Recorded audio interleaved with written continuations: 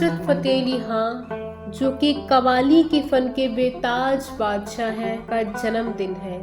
जहाने पोशीदा news आज उन्हें tribute पेश करने जा रहा है। नुसरत फ़तेह अली खां अजीम पाकिस्तानी कव्वाल, मौसीकार और गुलकार थे, जो 13 अक्टूबर 1948 को फैसलाबाद में पैदा हुए। नुसरत फ़तेह अली खां ने जदीद मगरबी मौसीकी और मशरकी क्लासिकी मौसीकी का खूबसूरत इम्तिजाज मुतारिफ कराया।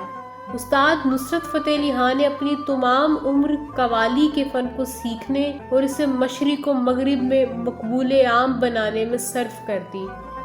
उन्होंने बेशुमार कलाम पढ़े, जिसमें अल्लाहू द मस्त कलंदर और अली द मलंग वगैरह शामिल हैं।